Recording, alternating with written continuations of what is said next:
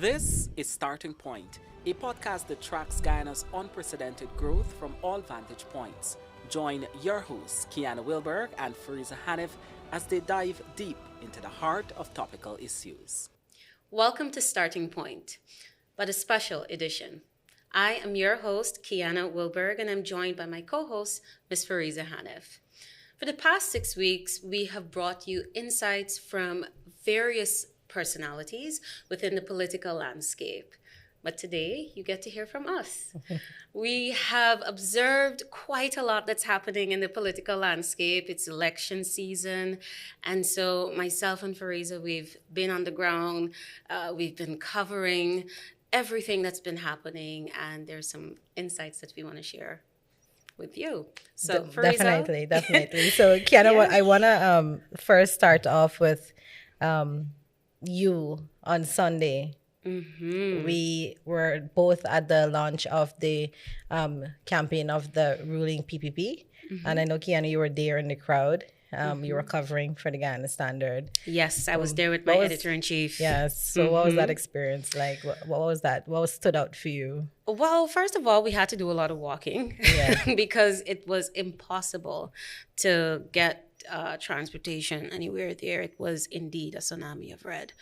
And in spite of the walking, I'm pretty short, even though I may appear a bit tall here. And trying to see above so many people who were towering in front of you, it was very difficult. I had to climb on top of a stand, which was shaky, try to get shots. So it was really, really packed. It was truly an experience indeed, seeing something like that. I've been to the rally in Kitty, I can say at least 4 times, but I have not seen a crowd like that before. But what was it like for you? Because I saw you there. Oh yeah, I almost fainted. The heat, the heat was too much, but it was a lot of work. I mean, people see us as reporters, journalists, but the work that goes in the back end of things to get the information and the output that they see, that don't really understand how hard it is to get that sort of system up and running so that everyone is informed and edified in some way. But, Kiana, one of the things, and I was talking to a colleague of mine earlier, and I was telling him that as a child growing up, my parents used to take me to these rallies, and Kitty was one of them that they would take me to. And there was always one dominant race that stood out at rallies in Kitty. But this time around, for the first time in my life, that I have seen such a diverse crowd at a rally, and you could not have identified which was the dominant race. That was the first time I've ever experienced that at a rally in Kitty, and there is no one dominant race that you could identify. You grow up seeing something, you got accustomed to it, and then reality hit you in the face. It's not like that anymore. So that really stood out for me. The diversity of the crowd on Sunday really resonated with me. And, I went home thinking that we are really living a change, and a change that most of us wanted to see growing up. So that stood out for me. That's an important observation. And what stood out for me was the representation of women who spoke at the rally. I think that was really good to see. There were lots of women. I saw a lot of women in the crowd, and I think that that's an important thing for them to see, representation on the stage. Politics is such a scary prospect. And when young girls who may be thinking of getting into that arena, they see someone like Minister Parag putting on that fiery performance. Correct. I had no idea she had so much energy. And she sustained it. So kudos to her. Hope she still has her voice. Yes. So I think that from a representation standpoint, that was really good to see. But I also was taken with some of the messages that I heard, specifically from the Vice President, Dr. Bharat Jagdeo, and also from the President. And I believe they were really instrumental in outlining what you can expect once they return to office. And one of the things that stood out to me regarding policies was what they were going to do for agriculture, building out a digital economy, what the plans are for the mining sector. And to let you know that salaries, of course, the salary increases and so forth, those things they're going to come. They're par for the course. What you said earlier, they're low-hanging fruits. Yes, they're low-hanging fruits because it's already happening. It's an expectation. It's a given with the number of grants you see for women, for small businesses, especially for newborn babies. It's something that you have to expect. It's not some novel idea now. It's happening. And what I was particularly impressed with was that there was a caution to not overpromise and not be specific in terms of here's how much money we're going to be doling out from the oil and gas revenues. And I think that is very important because you have to balance making promises that are sustainable and also ensuring that you strike the right balance between social transformation and infrastructural development. And I felt that's what I heard. Yeah, the manifesto from the PAP should be an interesting one to read. Also from the APNU AFC and WIN. Soon. Yes. Hopefully all of this will happen soon. Yes. Then nominations day came immediately after, and you were also at Kiana. Yes, and again, I was there with Guyana Standard, with my editor-in-chief, Bina Rockcliffe, and it was one crazy day trying to navigate all those different parties. Yeah. And you got into a bit of a tit for tat with one Mr. Mark France. You want us to talk unpack that a little bit? I mean, journalists, we come under attack from all angles when it's the silly season. I mean, it happened in 2020, it happened in 2015, and even before that. So there's nothing new for us. It's nothing new to you. But at some point, sometimes you sit back and you wonder, did that just happen? And from Mark France, you know, what was it for you? How did you deal with that? So I think for quite some time, Guyanese, we've been observing online that the Win We Invest in Nationhood party, their party has been mostly run online.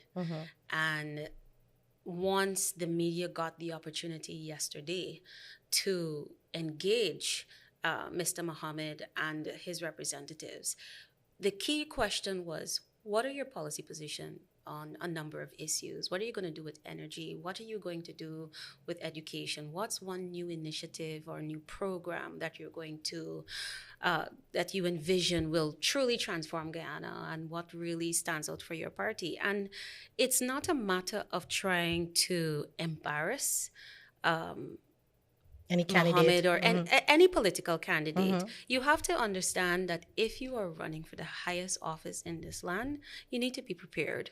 It's not the media's fault if you aren't prepared. And very soon and very shortly will not cut it. So that's the reason why the media was pressing Mr. Mohammed and his representatives, including Mr. France, to say, what are your policy positions? And they could not offer any. I think you guys at one point you were practically begging. Yes. So give us one. Anything, something. Yeah. Right? And nothing came.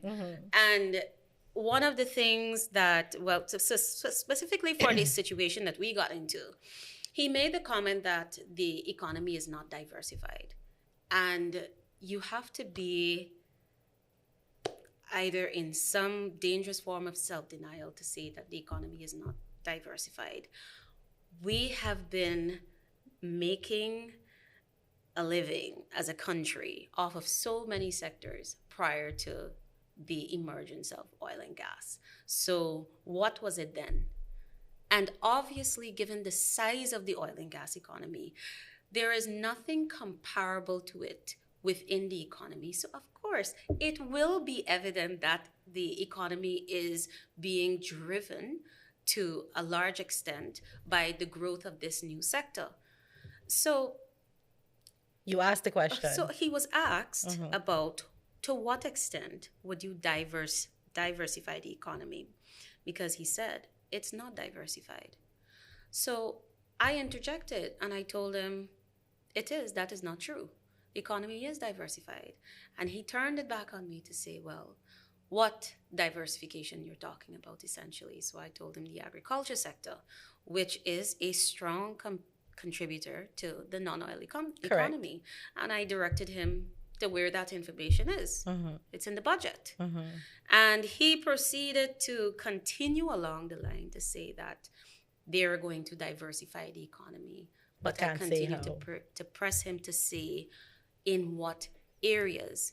There are already benchmarks, whether you think those benchmarks are to your satisfaction or not, there are already benchmarks. What are you going to do to take it beyond that? If you don't believe that the agricultural sector is diversified enough, what are you going to do to take it beyond that? Correct. That was essentially what he was being asked. And he proceeded to get into a rude manner, and I checked him on that.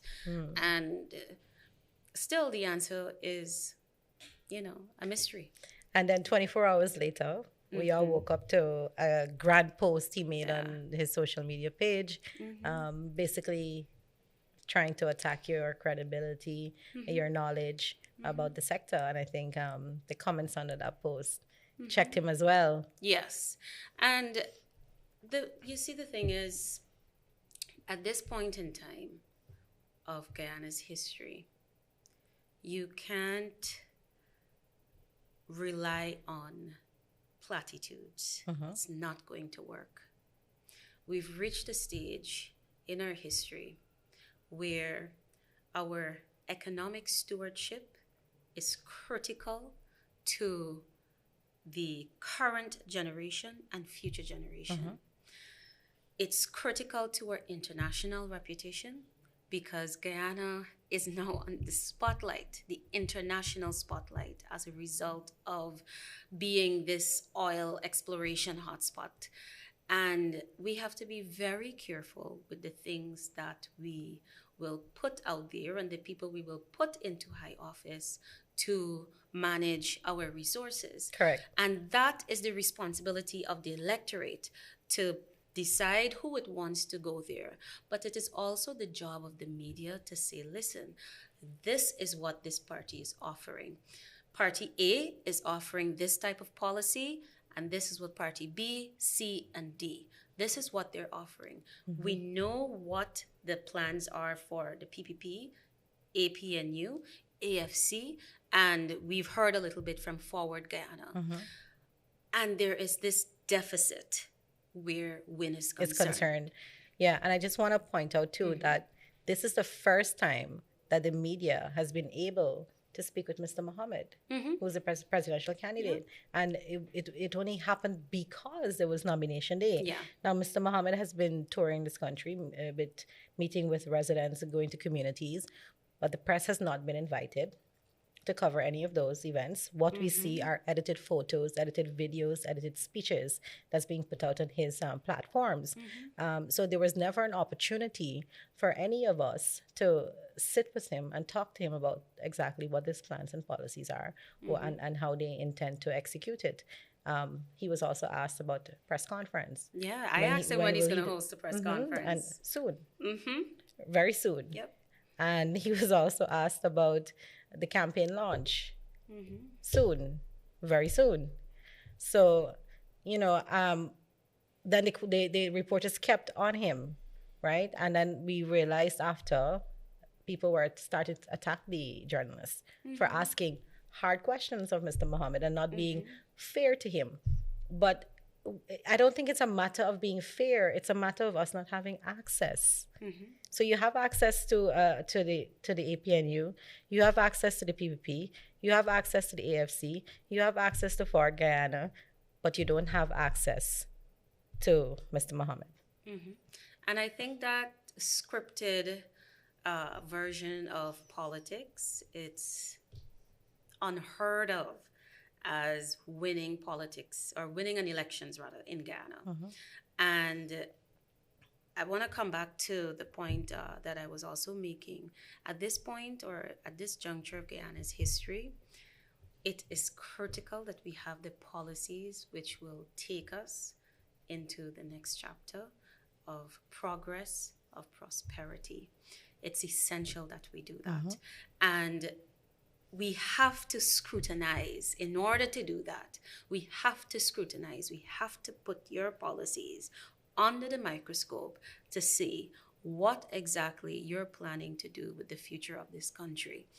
And it becomes even more so important because you have this wealth at your disposal. Everyone is making promises left, right, and center about what is going to be done with the oil and gas revenues. Correct. Now, nomination day has come. It is gone. It is over. What happens next? So, GCOM would have held a briefing with all journalists, editors, reporters on about what happens next. And I just want to share this with our viewers and our listeners. So today, July 15th, GCOM has to inform parties about any defects on their lists. And those parties have until July 17th to correct those defects. Then July 18th, GCOM will say whether these lists have been approved. So that's the timeline we're working with, the 15th, the 17th, and the 18th. Now, if GCOM disapproves a list and say, well, it's still not up to the requirements, it hasn't met the criteria, this party can now appeal to the High Court on July 20th. And then the High Court determines the matter on July 21st. So it's a very, very short timeline. And then on July 22nd, GCOM will adjust the list based on the decision of the High Court. So we're working with a timeline of July 15th to the 22nd. And then on the 23rd of July, GCOM will publish their approved lists, titles, and symbols. Well, I think that's some very interesting and key fundamentals regarding what happens after nomination day. So I know that our audience will surely appreciate that. And before giving out any further insights regarding this special edition, we want you to know that from time to time, we will be providing our comments, our insights on a number of issues within the political landscape and as it pertains to development issues. So this is just a teaser. It's just a taste of what's to come. So I think we'll close it there for today. Yes, I think our opinions have reached the limit for one day. Yes. So thank you again for joining us, and please be sure to follow us on our respective social media pages, where we will be bringing you various insights regarding Guyana's development. I'm Kiana Wilburg. And I'm Fareeza Haniff. See you next week. Thanks for watching Starting Point. Follow us on Spotify, YouTube, Facebook, Instagram, and LinkedIn for critical updates and exclusive content.